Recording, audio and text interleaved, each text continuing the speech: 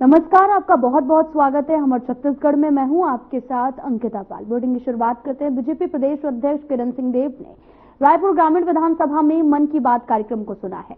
विधायक मोतीलाल साहू, पूर्व विधायक नंद साहू, CSIDC के अध्यक्ष राजीव अग्रवाल, प्रदेश मीडिया प्रभारी अमित चिमनानी, प्रवक्ता अमित साहू, निशिकांत पांडे सहित वरिष्ठ कार्यकर्तागण मौजूद रहे।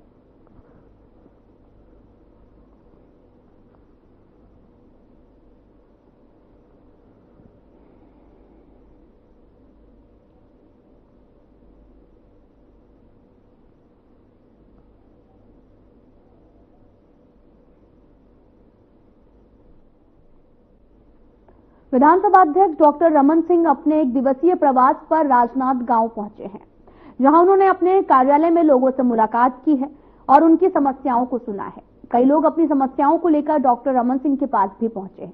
उन्होंने सभी की समस्याओं के हल करने का आश्वासन दिया। साथ ही विधानसभा अध्यक्ष ने कार्यालय में दीदी ई रिक्शा सहायता योजना के तहत 9 महिलाओं को ई रिक्शा की चाबी प्रदान की। सबसे हालचाल जाना। डॉक्टर रमन सिंह ने मीडिया से बात करते हुए कहा कि पहलगाम में जो कुछ भी हुआ है वे बहुत ही निंदनीय है और ऐसी घटना करने वालों को माफ नहीं किया जाएगा। साथ ही उन्होंने ये भी कहा कि केंद्र सरकार से वे मांग करते हैं कि इस पर कठोर से कठोर कदम उठाना चाहिए।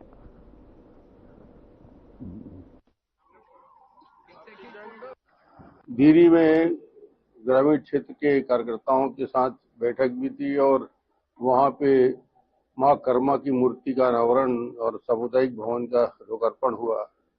धीरी के आसपास के सभी जनप्रतिनिधि वहां उपस्थित थे। काफी दिन से बन के तैयार था और उस क्षेत्र में चूंकि राजनांदगांव के बॉर्डर का आखिरी गांव है हमारा, तो वहाँ काफी देर रह के लोगों से बातचीत किया। आज निवास आने के बाद श्रम विभाग की महत्वपूर्ण योजना, जिसमें बहनों को सक्षम बनाने के लिए और उनकी आर्थिक दृष्टि से स्वावलंबन की दिशा से श्रम विभाग की योजना योगेश दत्त जी के अध्यक्ष बनने के बाद पहली आज बड़ी घोषणा का क्रियान्वयन हुआ कि हमारी बहनों को उनको आत्मनिर्भर बनने के लिए साइकिल रिक्शा देने का काम था। इलेक्ट्रॉनिक रिक्शा दिया गया 9 बहनों को। 1-1 लाख रुपया तक की सब्सिडी सभी बहनों को दिया गया। शेष राशि 75,000 जो भी है वो किस्तों में वहां से थोड़ी बहुत कमाई करके फिर किस्तों में पटाएंगे। तो ये एक बहुत महत्वपूर्ण योजना है। उसका आज 9 लोगों को, बहनों को इलेक्ट्रॉनिक ई रिक्शा दे के उसका आज प्रारंभ हुआ। मुझे लगता है कि अन्य योजनाएं और अन्य कार्यक्रम जो अभी होंगे। राजनांदगांव डोंगरगढ़ में 2 दिन पहले एक बड़ा हादसा हुआ है, जिसमें रोपवे नीचे आते समय, आपको ये भी बताते चले कि ये पूरा मामला डोंगरगढ़ से सामने आया, जहां पर 2 दिन पहले एक बड़ा हादसा हुआ है। रोपवे नीचे आते समय अचानक से झटका लगने से टूट गया है और इस रोपवे में बीजेपी के वरिष्ठ नेता भी बैठे हुए थे। साथ ही रोपवे टूटने से कई लोग घायल हुए हैं, जिसमें से बीजेपी के वरिष्ठ नेता भारत वर्मा को ज्यादा चोट आई है। और इस घटना के बाद में जिला कलेक्टर द्वारा जांच समिति बनाई गई और इसकी जांच भी की जा रही है, जिसे लेकर कलेक्टर से बातचीत भी की गई है।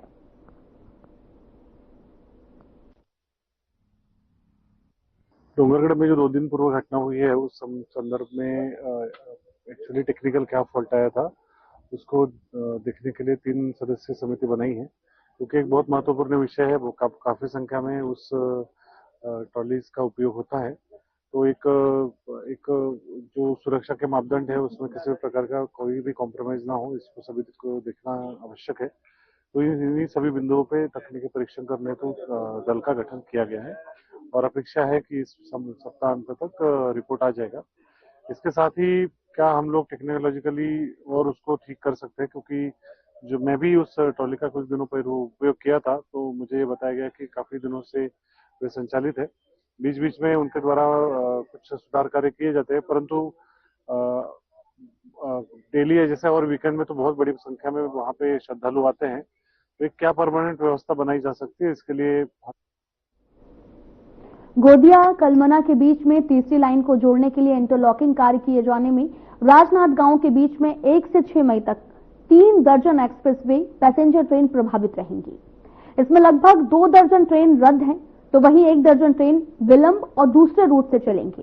साथ ही हावड़ा मुंबई रेल मार्ग पर राजनांदगांव से गुजरने वाले super deluxe, super fast express और पैसेंजर ट्रेनों को रद्द किया गया है, जिसमें अलग अलग दिन ट्रेनें भी प्रभावित रहेंगी। इंटरलॉकिंग कार्य के चलते यात्रियों को दिक्कतों का सामना भी करना पड़ेगा। स्कूलों में ग्रीष्मकालीन अवकाश और शादियों के सीजन के चलते ट्रेनों में भीड़ रहती है और ऐसे में ट्रेनों के रद्द होने से लोगों को काफी समस्या होगी, जिसे लेकर राजनांदगांव रेलवे स्टेशन प्रबंधक आर बर्मन ने बताया कि रेलवे के द्वारा कुछ ट्रेनों को इंटरलॉकिंग कार्य की वजह से डायवर्ट करके चलाया जा रहा है।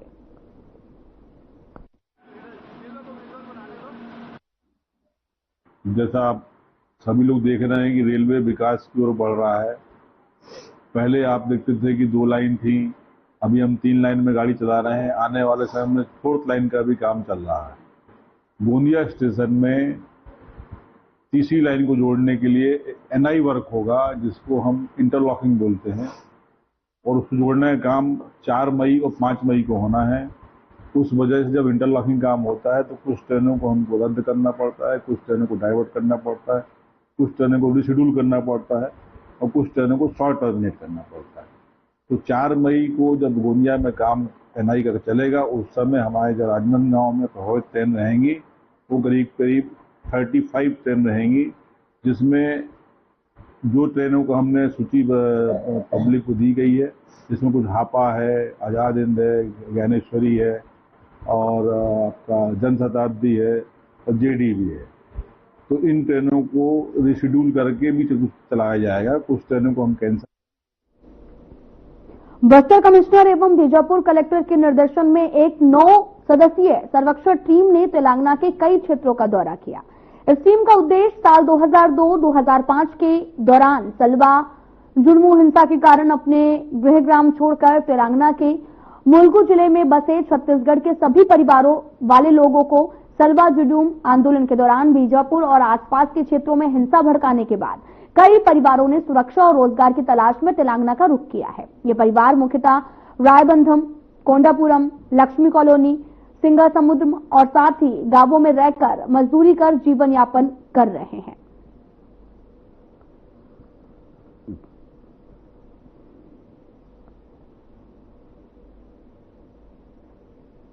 तो वहीं छत्तीसगढ़ तेलघानी विकास बोर्ड के पदभार ग्रहण और अभिनंदन समारोह का आयोजन किया गया, जिसमें मुख्यमंत्री विष्णुदेव साय शामिल हुए हैं। पुनः आप सभी से निवेदन, नवनियुक्त अध्यक्ष महोदय श्री जितेंद्र कुमार साहू जी के लिए जोरदार तालियां और इस ऊर्जा के साथ आपने हमारे छत्तीसगढ़ की जो परंपरा है, हमारे छत्तीसगढ़ की जो हमारे पारिवारिक या पारंपरिक जो व्यवसाय है उसको आगे बढ़ाते हुए, और एक बार जोरदार तालियां केंद्र एवं राज्य सरकार के लिए होनी चाहिए, जो परंपरागत हमारे व्यवसाय को आगे बढ़ाने के लिए, संरक्षण के लिए ऐसे विविध बोर्ड के माध्यम से कार्य कर रहे हैं। इस बीच माननीय विधायक बेमेतरा श्री दिनेश साहू जी का शुभागमन हुआ है, उनके स्वागत के लिए मैं निवेदन करूंगा। माननीय नवनियुक्त अध्यक्ष महोदय जी से, श्री जितेंद्र साहू जी से निवेदन, नवनियुक्त अध्यक्ष महोदय स्वागत करेंगे। हमारे बीच बेमेतरा विधायक महोदय जी का शुभागमन हुआ है, उनके स्वागत के लिए जोरदार तालियां। साथ ही मैं निवेदन करूंगा माननीय सचिव महोदय एम के गोवारी जी से, आप स्वागत करेंगे जिला पंचायत अध्यक्ष दुर्ग सरस्वती बंजारे जी और खादी ग्राम उद्योग के नवनियुक्त अध्यक्ष महोदय राकेश पांडे जी का। तालियां बजती रहे, स्वागत का ये सिलसिला चल रहा है। और इसी तौर पे इस गरिमामय आयोजन के साथ हम आगे बढ़ रहे हैं। हमारा छत्तीसगढ़ खेती के लिए जाना जाता है और खेती से जुड़े विविध जो व्यवसाय है, रोजगार के लिए जाना जाता है। अब अवसर है आशीर्वाद का, उद्बोधन का। हमारे छत्तीसगढ़ राज्य को गतिशीलता प्रदान कर रहे हैं ऐसे माननीय उप मुख्यमंत्री जी श्री अरविंद साहब जी से हम निवेदन करेंगे उद्बोधन के लिए, आशीर्वाद के लिए, जिन्होंने विधि, जीवन और जन सामान्य को समझाया जा रहा है। माननीय अरविंद साहब जी।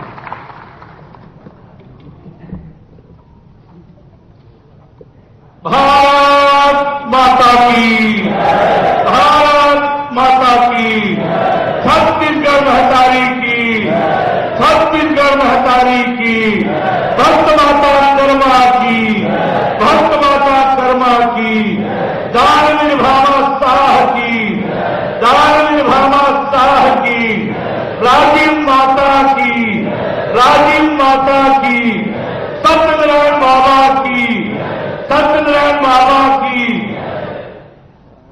के ये गरिमामय अवसर, ऐतिहासिक अवसर, जब छत्तीसगढ़ तेल घानी विकास बोर्ड के अध्यक्ष के रूप में आज जितेंद्र साहू जी कार्यभार ग्रहण करी से एक बार जोरदार ताली बजा के उनका बधाई और शुभकामना दो।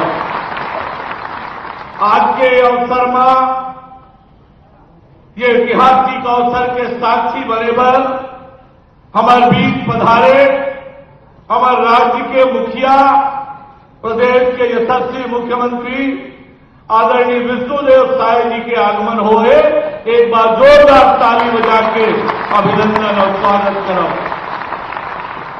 ये ऐतिहासिक अवसर में मंच में विराजमान हमारे वरिष्ठ विधायक आदरणीय डोमनलाल कोरसेवाला जी, विधायक आदरणीय मोतीलाल साहू जी, विधायक आदरणीय दीपेश साहू जी, ईश्वर साहू जी, मंच में विराजमान सभी हमारे निगम आयोग मंडल के अध्यक्षगण, पार्टी के जिलाध्यक्ष महोदय, जिला पंचायत के अध्यक्ष महोदया, मंच में विराजमान हमारे पूर्व मंत्री आदरणीय श्रीमती रमशीला साहू जी और पूरा प्रदेश भर से आए हुए जम्मू भाई बहनी हो, मैं आप सब झल्ला प्रणाम करता हूं, आप सबके अभिनंदन और स्वागत करता हूं।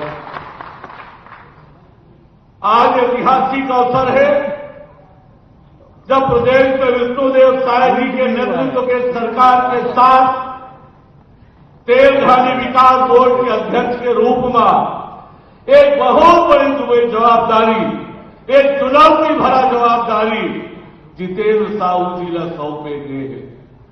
और यह जवाबदारी एक शिक्षित अब एक शुद्ध ठेठ किसान परिवार के लड़का, एक किसान लड़का, और देखे अभी जीवनी में खाली एमए नहीं है, ट्रिपल एमए है, ट्रिपल एमए। तो एक ऊर्जावान शिक्षित किसान परिवार के लड़का और तेली कुल में पैदा होए जितेंद्र साहू जी ला ये जिम्मेदारी मिले है, तो निश्चित रूप से जो तेल घानी विकास बोर्ड के गठन के जो उद्देश्य है वो उद्देश्य ला पूरा करेमा, पूरा जी जान लगा के जितेंद्र साहू जी काम करी, मोला पूरा भरोसा है, उम्मीद है। और ये अवसर में मैं जितेंद्र साहू जी ला बहुत बधाई और शुभकामना देते हुए अपन बात समाप्त करता हूं। आप सब जन ला राम राम, जय जोहार, जय छत्तीसगढ़। मैंने जोरदार ताली बजाओ भाई माननीय मुख्यमंत्री जी के ऊर्जा में उद्बोधन पर हम आभार व्यक्त करत हन और ऐसे मार्ग प्रशस्त करत हूं। और एक पश्चात ये सुघर बेरा है, सुघर अवसर है, हमारे प्रदेश के यशस्वी मुख्यमंत्री श्री विष्णुदेव साय जी से हम निवेदन करबो आशीर्वाद उद्बोधन पर। बने आप मन से निवेदन जोरदार ताली बजा के हमारे प्रदेश के मुखिया पर अभिवादन कराओ, स्वागत कराओ।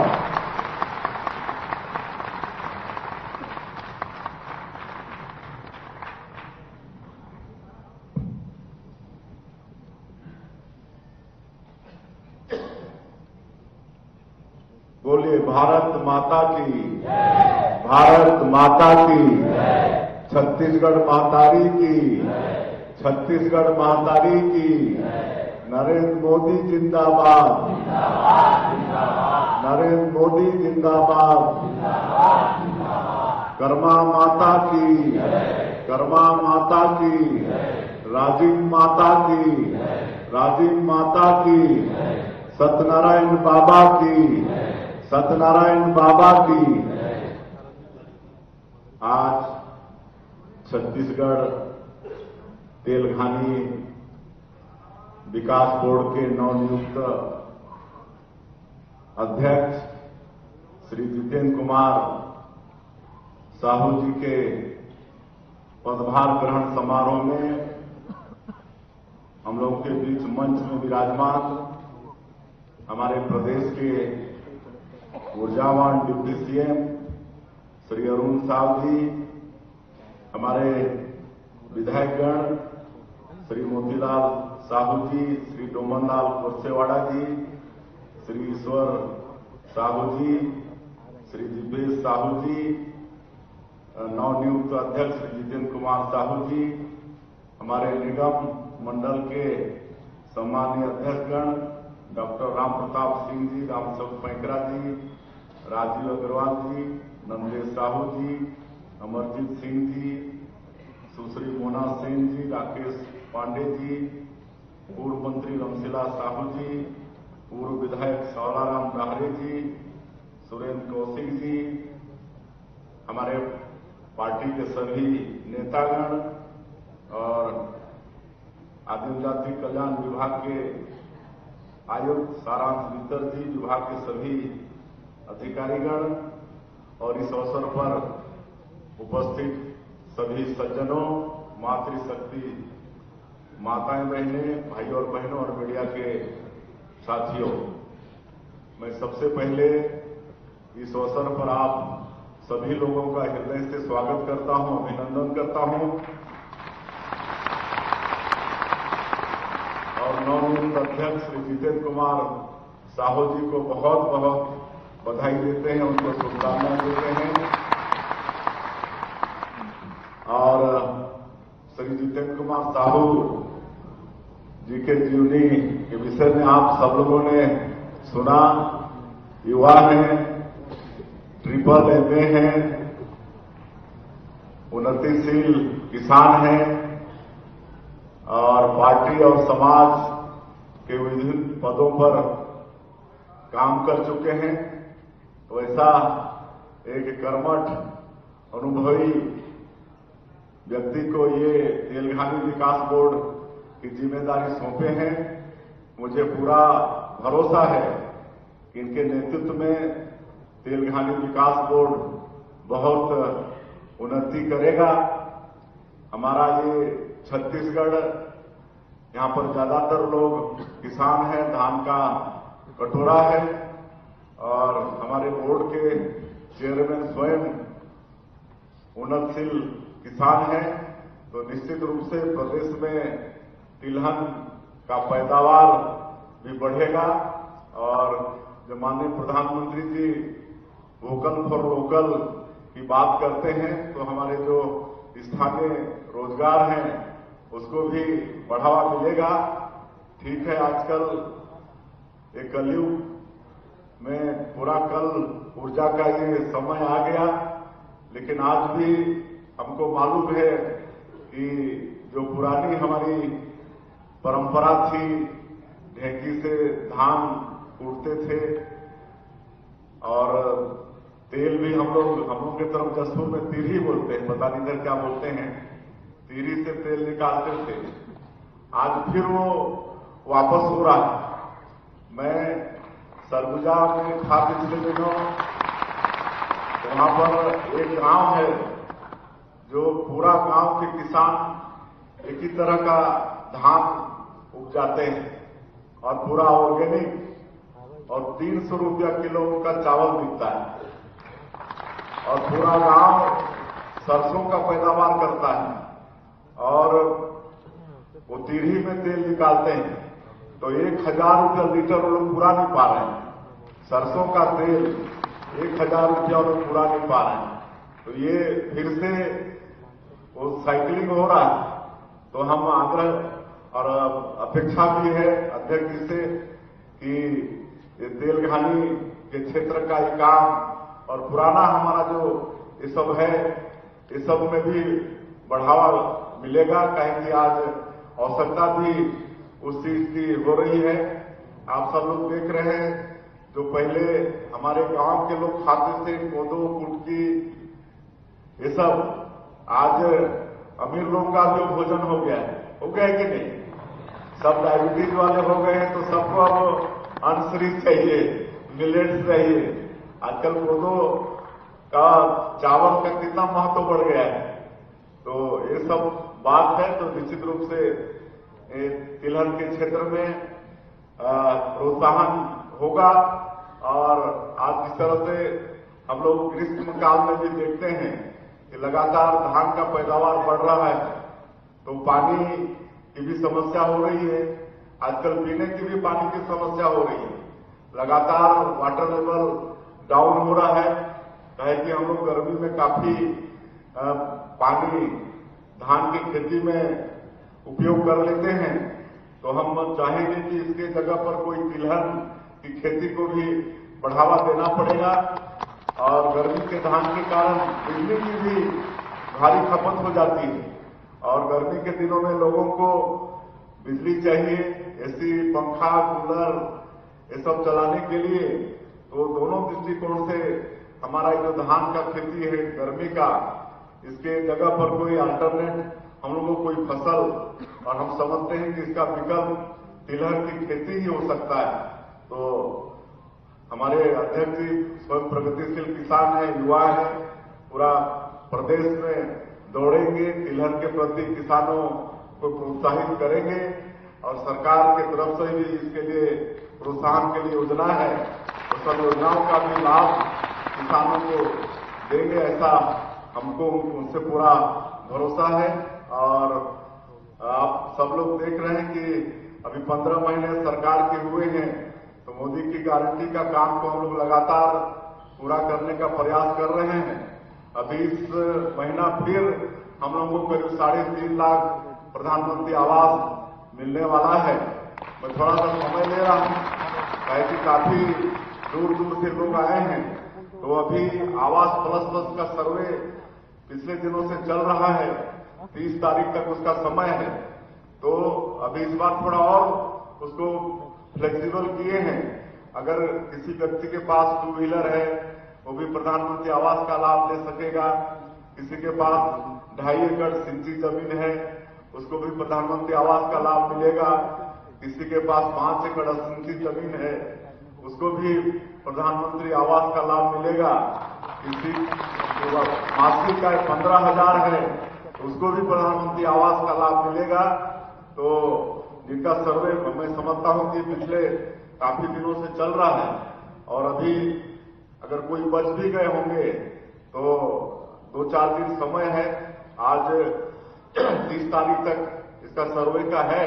तो आवास प्लस में माननीय प्रधानमंत्री जी चाहते हैं कि सबका पक्का का घर हो, और इसलिए इस वित्तीय वर्ष 2025-26 में 3 करोड़ फिर प्रधानमंत्री आवास बनाने का हमारे प्रधानमंत्री जी का संकल्प है। तो ऐसे लोग सर्वे कराएं। और अभी एक और वादा हम लोग मोदी की गारंटी का पूरा किए हैं। मैं सभी वादों को जो पूरा किए मैं दोहराना नहीं चाह रहा हूं। आप सब लोग जानते हैं, चाहे मातारी बंधन योजना की बात हो, चाहे किसानों का वादा हो, तेंदू पत्ता का बढ़ा हुआ कीमत हो। हम लोग का मोदी की गारंटी में एक और वादा था कि हम लोग लोगों को उनके पंचायत में ही पूरा भुगतान की व्यवस्था देंगे, पंचायत से बाहर उनको जाना नहीं पड़ेगा। तो वो भी हम लोग अभी पूरा किए हैं। अभी 14 अप्रैल बाबा। तो आपको बताते चलें कि फिलहाल बुलेटिन में इतना ही। नमस्कार।